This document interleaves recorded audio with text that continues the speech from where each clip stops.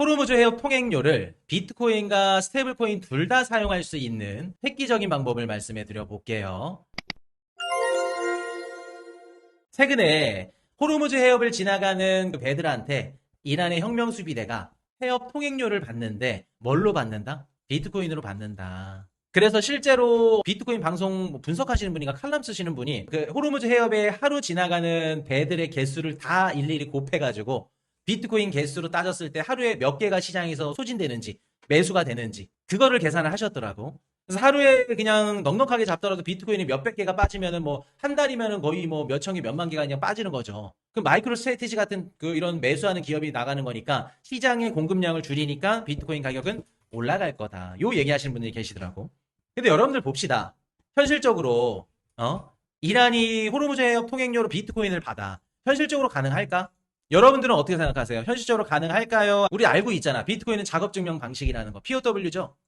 보안은 좋지만 결제 속도가 어떻다? 느리다. 결제 속도가 굉장히 느려. 근데 이거를 호르무즈 해협을 지나가는 배들이 즉시 결제를 하고 바로 통과를 시켜가지고 시간이 돈인데 원유나 아니면 컨테이너를 조달을 해야 되는데 시간이 돈인 배들이 그 결제하는 거 시간 기다리면서 기다릴 수 있을까? 그럼 여러분들 봅시다. 라이트닝 네트워크를 어떻게 한다? 사용한대. 그러면 상대적으로 빠르게 결제할 수 있겠죠. 라이트닝 네트워크를 사용하더라도 하루에 수백 개의 비트코인이 그리고 한 번에 결제할 때 최소 수백만 달러일 건데 이 고액을 결제를 한다고 하면 네트워크에 무리가 안 갈 수 있을까? 쉽지 않다. 그리고 여러분들 봅시다. 한 날 1시에 딱 결제를 했어. 근데 비트코인이 결제하기 전에 가격이 갑자기 급락을 했어. 그럼 어떡할 거야? 10%가 빠졌어. 변동성 때문에. 반대로 10%가 올랐어. 어떡할 거야?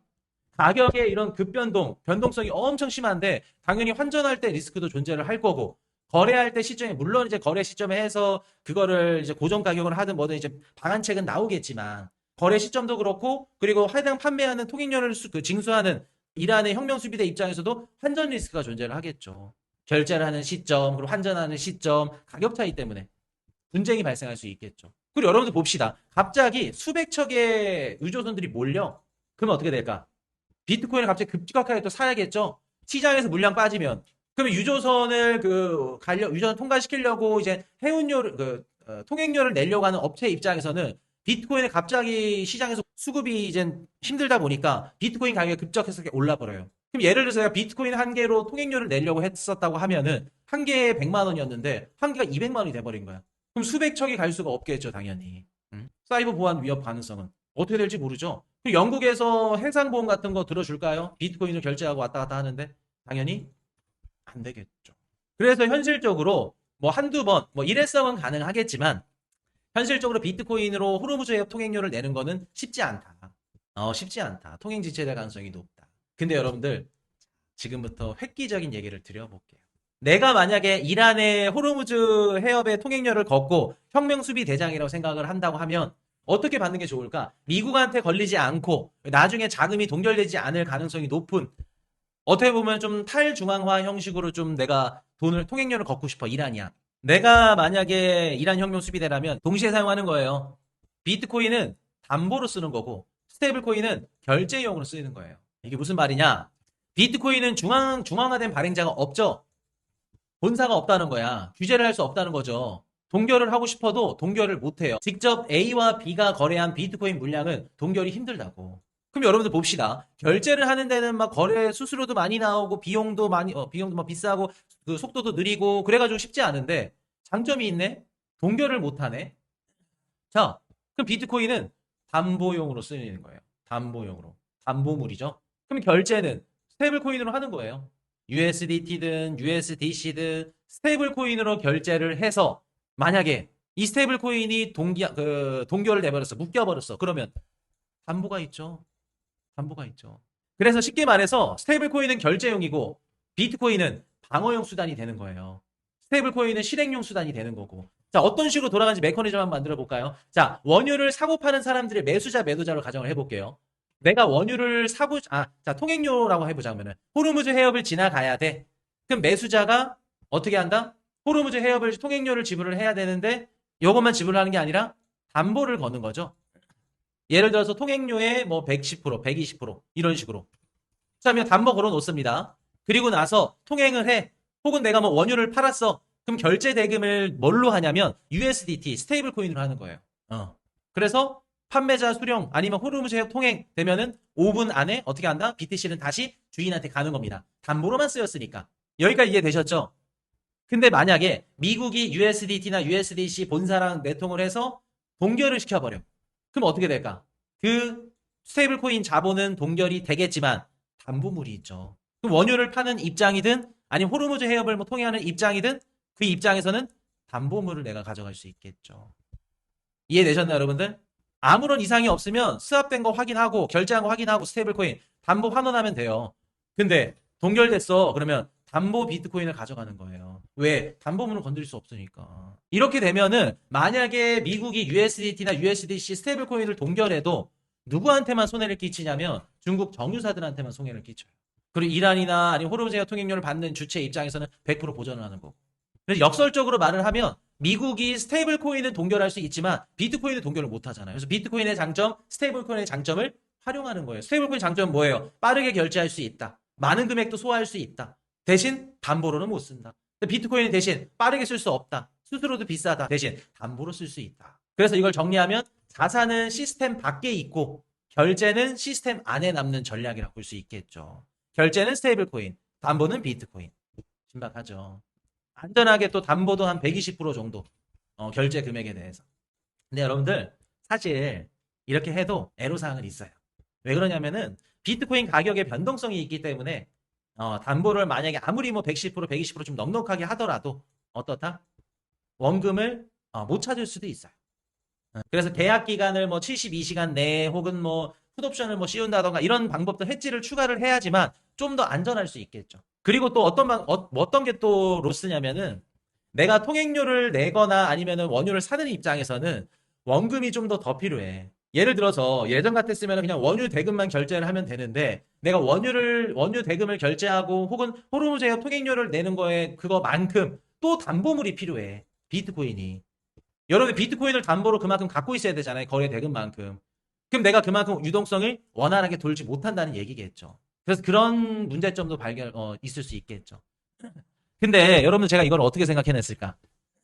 실제로 중동에서도 지금 이런 얘기들이 나오곤 있거든요. 예전에 여러분들 근본위 시대 때 기억하시죠? 사실 1870년도 우리 1914년도까지 닉슨 사태 터지기 전까지 우리 근본위 제도였죠. 전 세계가. 각국 중앙은행이 금고에다 금을 보관해. 금을. 그리고 그 금을 갖고 있는 것만큼 통화를 찍는 거예요. 파운드와 뭐 달러와 뭐 프랑화 돈을 찍는 겁니다. 근데 이게 전쟁이 펼쳐지고 각국의 막 산업 경쟁이 붙고 산업화가 일어나면서 돈이 많이 필요하게 된 거예요. 근데 금은 없고 돈은 못 찍어. 그렇다고 해서 나라가 망해. 그럴 수 없겠죠. 그래서 금고에 있는 금을 속이기 시작해요. 나 우리 금 이렇게 많다, 얼마나 많다. 금 보여줘, 금 바꿔줘. 그러면 못 바꿔주죠. 그게 닉슨 사태였잖아요. 그래서 담보물을 금으로 쓰고 그거를 패깅시켜서 돈을 찍었었던 거. 그럼 여기서 예전에 금의 역할을 하는 게 비트코인이고 그 금을 담보로 통화를 찍은 게 자국 통화가 스테이블 코인이 하는 거죠. 이해되셨어요, 여러분들? 그래서 국가 간의 무역은 자국 통화로 결제를 해요. 그리고 최종적으로 정산하는 건 금으로 정산을 하고. 예를 들어드리면 영국이랑 미국이 무역을 해. 일상적으로 무역하거나 뭐 배에 실어가지고 결제하는 거는 뭐 파운드와 달러로 해요, 둘이. 그리고 실제로 연말에 무역 수지 그 양 차이만큼 금덩이를 실제로 서로 왔다 갔다 해서 대서양을 건너서 이동시켜요. 그게 예전에 금본위 제도 특징이에요. 여러분들 비트코인이 왜 디지털 금이다, 뭐 금이라고 하는지 이제 조금 이제 퍼즐이 맞춰져요. 이런 신박한 얘기들이 나오면서 지금 미국 의회에서도 제도권 내에 막 비트코인 관련된 이런 움직임이 굉장히 급격하게 급빠르게 막 움직이고 있거든요. 근데 여러분들한테 한번 여쭤볼게요. 이번 중동 전쟁이 투자자 관점에서 봤을 때 그리고 비트코인 투자자, 암호화폐 시장 투자자 입장에서 봤을 때 부정적이기만 할까? 안 좋기만 할까요? 저는 아니라고 봐요. 제가 이전부터 말씀을 드려왔지만 이번 중동 전쟁으로 인해서 비트코인 상승장, 우리가 원하는 알트 상승장, 요 상승장 가능성이 저는 좀 더 높아졌다고 생각을 해요. 만약 중동 전쟁이 없었다? 힘들 수도 있지 않았을까? 라는 생각을 합니다. 솔직하게. 여러분들 왜 중동 전쟁이 우리 암호화폐 시장에 좋았을까? 이번 중동 전쟁 때문에 우리가 한 가지 알 수 있었던 게 있어요. 알게 된 게 있어. 여러분들 봅시다. 주말에 전 세계 모든 전통 자산이 다 닫혀 있어요. 근데 하필 트럼프 대통령 당선되고 나서 취임하고 나서 주말에만 공격하고 주말에만 관세 때리고 안 좋은 거 주말에만 해. 그럼 전통 자산시장은 막 잠자고 있는데 누구만 반응을 받냐면 암호화폐 시장만 받아요. 암호화폐 시장만 받아요. 그러면 전 세계 투자자들이 이 트럼프 대통령이 하고 있는 이 정책들, 이런 리스크성 일들, 이런 것들이 자산시장에 얼마나 영향이 큰지, 피해가 얼마나 될 건지, 이런 것들을 측정할 수 있는 자산이 누가 됐냐면 비트코인이 됐어요. 그래서 월가에서 지금 나오고 있는 얘기가 뭐냐면 지정학적 리스크를 선행해서 알 수 있는 리스크 프록시 자산이 뭐다? 비트코인이다. 그럼 비트코인에 그동안에 없었던 이런 성진들, 특징들이 한 가지 더 알게 된 거죠. 어떻게 보면 이건 중동전쟁이 아니라 트럼프 대통령 취임하고 나서 그 리스크 프록시 자산이라는 게 뚜렷해진 거죠. 비트코인의 새로운 역할이. 그리고 여러분들 봅시다. 중동전쟁 때문에 호르무즈 해협이 봉쇄가 됩니다. 이란의 혁명수비대가 돈을 걷어야 돼요. 돈을 뭘로 걷을까? 비트코인 스테이블 코인이 없었다고 가정해 볼게요. 돈 어떻게 걷어? 현금으로 걷을까요? 금으로 걷던가. 현금 힘들겠죠. 뭐 금으로 걷겠지. 쉽지 않죠. 그 금덩이가 얼마나 그 무거운 거 다 해가지고 가? 쉽지 않죠, 여러분들. 아니면은 뭐 그 배에 실려 있는 걸로 받을라나? 근데 이번에 호르무즈 해협 봉쇄되면서 우리가 한 가지 알 수 있었죠. 아, 통화 그리고 담보자산. 방금 우리 담보자산 쓰일 수 있다는 게 누구다? 비트코인이구나.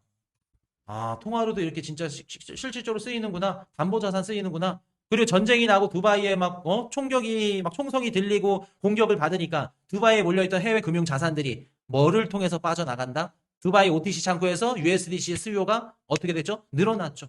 그 말은 즉슨 중동에 있는 외환 자금들 혹은 전쟁이 터지거나 지정학적 위기가 터졌던 이런 자본들 그 급하게 좀 도피성 자본들이 어디를 이용해서 빠져나간다? 스테이블 코인을 이용해서 빠져나가는구나. 암호화폐 시장을 통해서. 아, 그러면 통화, 내 자산을 지킬 수 있는 안전한 해지 전략으로도 쓰일 수 있겠구나. 거기다 플러스 여러분들 비트코인이랑 이제 뭐랑 엮여 있냐면 에너지 안보로 들어가요. 비트코인 최고라는데 뭐 들어가죠? 전기, 전력 들어가죠. 전력이 올해 상반기에 트럼프 대통령이 어떻게 격상을 시켰지? 앞으로 전력은 AI 시대에 가장 필요한 국가적 인프라로 격상합니다. 전력도 이제 미국 내 주요 산업으로 보는 거예요. 산업이 아니라 국방부에 앞으로 미국 패권을 유지하는 데 있어서 격상을 시킨 거예요. 중요하다고 보는 거예요. 핵심으로. 근데 그 전력을 쓰면서 비트코인을 채굴한다고 생각하면 어떻게 생각이 들까요, 여러분들? 에너지 안보의 중요성이 한가운데 전력이 있고 그 전력으로 뭐를 캔다? 비트코인을 캔다. 그러면 그 비트코인은 디지털 안보 전략 자산으로 우리가 볼 수 있겠죠. 그럼 여러분들 봅시다. 단기적으로는 그냥 또 시장 충격 왔네. 지정학적 위기 탔네. 트럼프 대통령 왜 저러냐. 또 전쟁 좀 그만해라. 스트레스 받고 힘들었겠지만 구조적으로 봤을 때는 비트코인의 정체성이 어떻게 보면 회복 혹은 더 나아가서 없었던 이런 성질까지도 우리가 발견할 수 있었지 않았을까. 좀 더 디테일하게 말씀을 드리면 전쟁 전에는 비트코인이 그냥 변동성 높은 기술주야. 투자자들 입장에서는 이런 비트코인 그 맥시멀리스트가 디지털 금입니다. 무슨 자산입니다. 얘기를 했는데 실질적으로 가격이 떨어지면서 그렇게 안 돼. 크게 의미가 없어. 근데 전쟁 딱 터지고 나서 전시 상황이 되자마자 어떻게 돼요? 본질이 수면 위로 올라와 버렸죠. 아, 비트코인이 저렇게 저것 때문에 존재를 하는구나. 이유를 알게 된 거죠. 뭐로? 리스크 프록시 자산, 통화 담보 자산. 그리고 결론적으로 제일 중요한 건 중동전쟁, 전쟁 이퀄 강제적인 경기 부양 정책. 돈을 찍는구나. 그럼 유동성에 가장 민감한 암호화폐, 비트코인 자산은 어떻게 된다? 어떻게 된다? 올라갈 가능성이 높겠구나. 22년도 하반기부터 잉여 에너지로 비트코인 채굴한다고 강의하신 적 있었죠. 산들바라님 역시 기억하시네. 4년 전이네요. 3년, 4년 전이네요. 안 그래도 오늘 하우스 방송 말씀드렸었는데 3년 전, 4년 전에 제가 어떤 말씀 드렸냐면 하우스 방송에서 에너지는 앞으로 무기화 될 거다. 트럼프 대통령이 트럼프 대통령이라고 그 얘기하고 할 때는 이제 한 2년 전이겠죠. 한 24, 25. 앞으로 에너지를 무기화해서 그게 전략 산업의 핵심, 패권 경쟁에 있어서 가장 중요한 자산이 될 거다. 그래서 여러분들, 전 개인적으로 아까 호르무즈 해협 통행료를 비트코인이나 스테이블코인 하면 어떻게 했냐, 제 그냥 개인적이나 재밌게 말씀을 드렸지만 결론적으로는 이번 중동 전쟁 때문에 우리 암호화폐 시장이 좀 상승장이 올 가능성이 조금 더 높아지지 않았나, 긍정적이지 않을까라는 생각을 좀 해봅니다. 그래서 지금 분위기가 나쁘지 않죠, 좋죠. 그래서 이 분위기 그대로 이어가서 5월 달도 좀 기대를 해볼 수 있겠다.